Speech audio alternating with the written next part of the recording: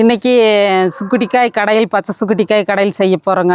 அதுக்கு பச்சை சுக்குட்டிக்காய் தான் எடுக்கிறதுக்கு வந்தாங்க. நிறைய பச்சை சுக்குட்டிக்காய் இருக்குது, அதனால இன்றைக்கி கடையில் செஞ்சிடலாம் அப்படின்ட்டு அப்படியே வீடியோ எடுத்துக்கலான்ட்டுங்க வந்துக்கிறேன். காய் பறிச்சிட்டுங்க. பக்கத்துலேயே தக்காளி பழங்கள்லாம் நிறைய பழுத்துருக்குது. தேவையான அளவுக்கு தக்காளியும் எடுத்துகிட்டு போய்க்கலாங்க. சுக்குட்டிக்காய் எடுத்துக்கலாங்களா? சுக்குட்டிக்காய் கடையில் சூப்பராக இருக்குங்க, கசப்பெல்லாம் அடிக்காது. சுக்குட்டிக்காய் கடையில் செய்கிறீங்க இல்லையா? ஆமாங்க.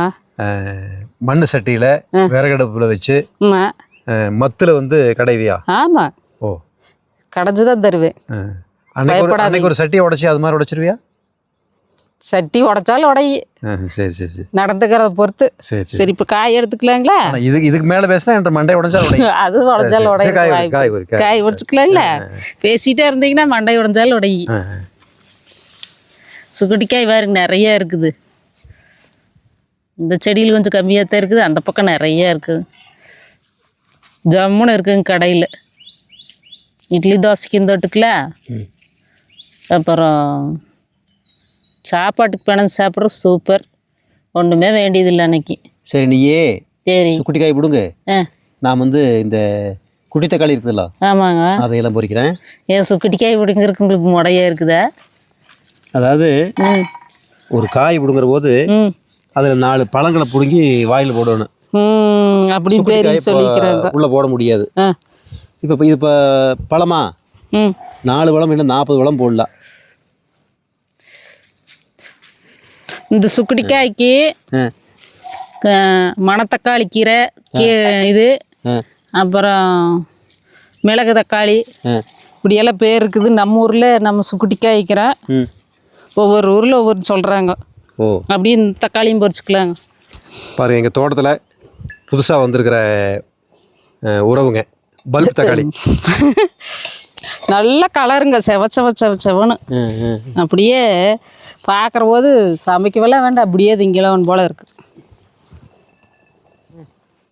பாருங்க, சுக்குட்டிக்காயும் எடுத்துகிட்டு தக்காளி பழம் எடுத்தாச்சுங்க. பல்ப் தக்காளி, குட்டி தக்காளி எல்லாம் உனக்கு அப்படியே போய் பச்சை மிளகாய் 2 வரிச்சிட்டு போயிடலாங்க. பாருங்கள், தேவையான பொருளெல்லாம் எடுத்துகிட்டு வந்துட்டு என்னென்னலாம் தேவைன்னு பார்த்துக்கலாங்களே. பாருங்கள், மஞ்சத்தூள் 1/2 ஸ்பூனு, சாம்பார் தூள் 1 டீஸ்பூனு, கடுகு, தேவையான அளவுக்கு உப்பு, தக்காளி சின்ன சின்ன தக்காளிங்கிறதுனால ஒரு 7 தக்காளி எடுத்துக்கிறேன். சுக்குட்டிக்காய் பாருங்க, இந்த ஒரு கை இப்படி அளவுக்கு, ஒரு சேரை அளவுக்கு இருக்குங்க கை சுக்குட்டிக்காய். சின்ன வெங்காயம் ஒரு 10-20 சின்ன வெங்காயம் இருக்குது. நெல்லிக்காய் சைஸுக்கு புளிங்க, தேங்காய் உரிக்கணும், கருவேப்பிலை, மிளகா வேணால் போட்டுக்கலாங்க. மிளகாய் நம்ம போடல, காரம் அதிகமாக இருக்குதுன்னு சொல்லிட்டு. யாராவது காரம் அதிகமாக தேவைப்பட்டால் போட்டுக்கலாங்க. இப்போ அடுப்பு பற்ற வைக்கிறேங்க.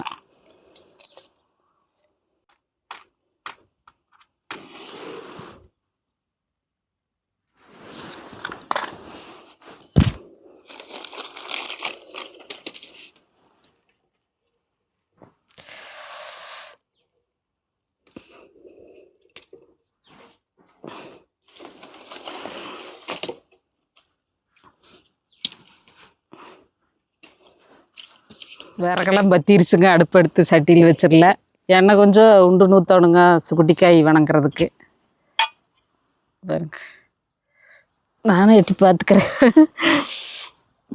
எச்சா போயிடுறதுனாலுங்க, ரொம்ப எச்சா போனாலும்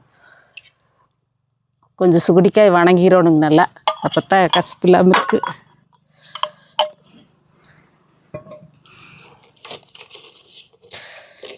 அப்படியே வீட்டுக்குள்ளேயும் கூட எடுக்கலாங்க. வீட்டுக்குள்ளே லைட்டு வெளிச்சு பற்ற மாட்டேங்குதுங்க வெளிச்சம். அதுவும் இல்லாமல் வெயில் ரொம்ப அதிகமாகிடுதுங்க, உப்பசம் ஊற்றுதுங்க. இப்படி காத்தாட உட்காந்துட்டு ஜாலியாக செஞ்சு எடுத்துகிட்டு போயிடலாங்க, சாப்பாட்டை வீட்டுக்குள்ளே வச்சுட்டு.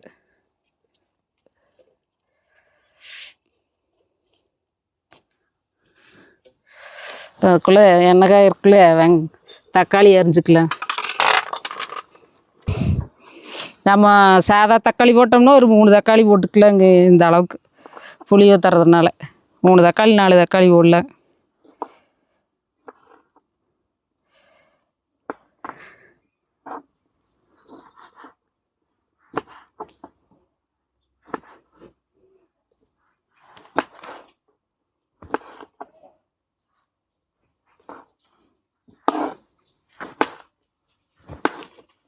இது அடுக்கு தக்காளிங்க.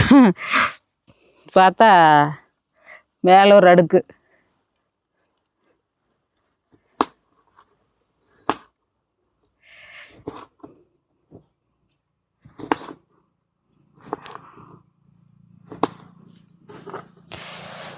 இல்லைங்க எண்ணெய் காயிட்டு,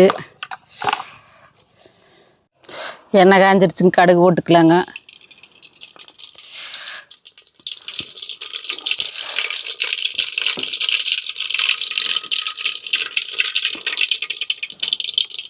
அடுத்தது கடுகு உரிஞ்சாச்சு, வெங்காயம் போட்டுக்கலாம். கூடவே கருவேப்பிலையும் போட்டுக்கலாங்க. செடியிலலாம் இப்போ தான் தலை இருக்க ஆரம்பிச்சுது, சூப்பராக வருது. பனி முடிஞ்சு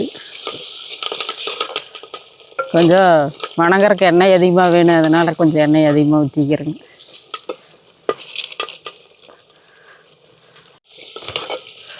பாருங்க பாதி வந்து வணங்கிக்குது, பாதி தான் வணங்கிக்குது. கூடவே சுகுடிக்காயும் போட்டு நல்லா வணக்கிடலாங்க. கழுவி எடுத்துகிட்டு வந்துட்டு சுத்தம் பண்ணி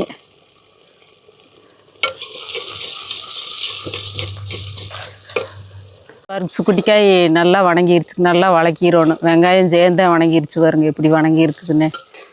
அடுத்ததாக தக்காளி போட்டுக்கலாங்க. அதுக்கப்புறமா இதையும் போட்டு வணக்கிக்கலாம். கொஞ்சம் உப்பும் சேர்த்திக்கலாங்க.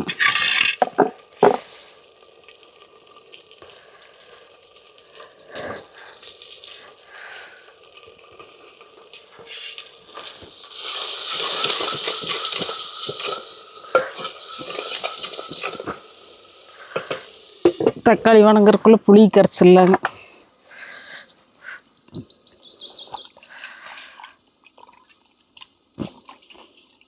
நல்லா நெல்லிக்காய் சைஸு புளி எடுத்துக்கிறேன், ஒரு பெரிய நெல்லிக்காய் சைஸு.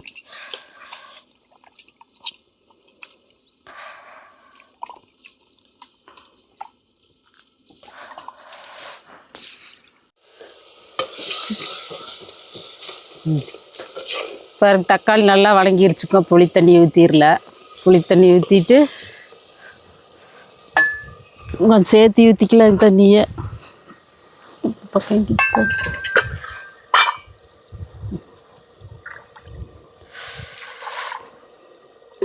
கொஞ்சம் நேரம் எல்லாம் வேகணும், அதனால் தண்ணி ஊற்றிக்கலாங்க. தேங்காய் பூவெல்லாம் போடுவோம். கூடவே சாம்பார் தூள் மஞ்சத்தூளும் போட்டுடலாங்க. மஞ்சத்தூள், சாம்பார் தூள் ஒரு ஸ்பூன். காரத்துக்கு தகுந்த மாதிரி போடலாங்க, நான் அளவாக தான் போடுறேன்.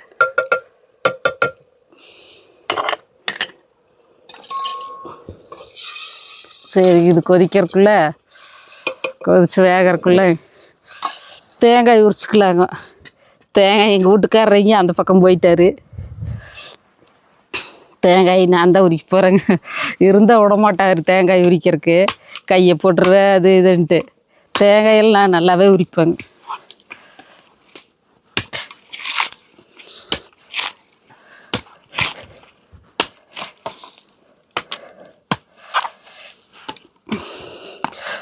ஒரு நாள் கையில் போட்டு அதிலிருந்து விடுறதே இல்லை தேங்காய் உரிக்கிறதுக்கு.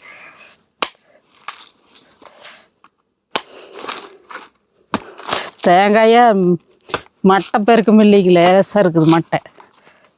தேங்காய் எல்லாம் உள்ள பெருசாகுது.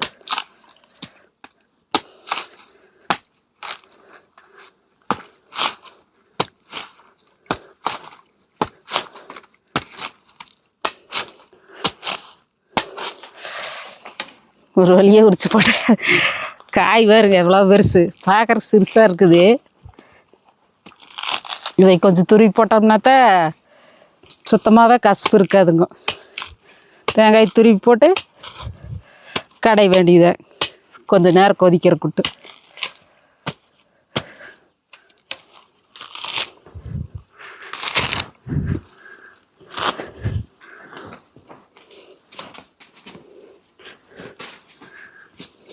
பாருங்க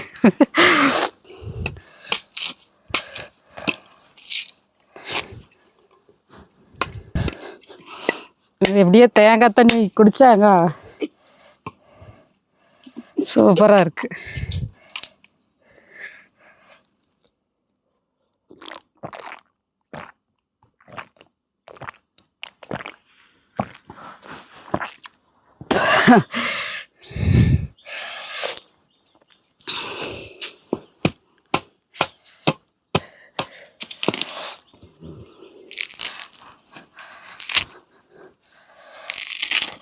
தேங்காய் துருவி போட்டுக்கலாங்க.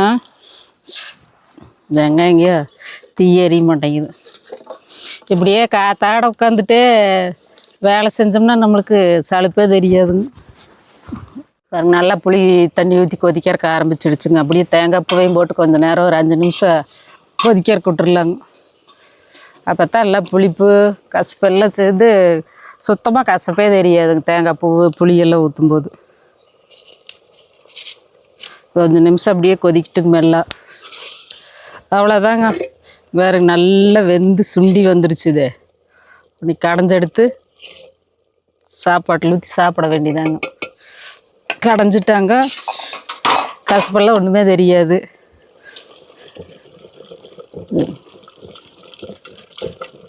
அந்த புளிப்புக்கு தேங்காய் இது இனிப்புக்கு எல்லாம் ஒன்று சேர்ந்து நல்லா உரப்பாக இருக்குங்க.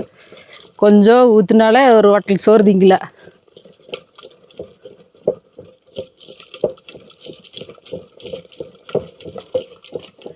அவ்வளோதாங்க, முடிஞ்சுது.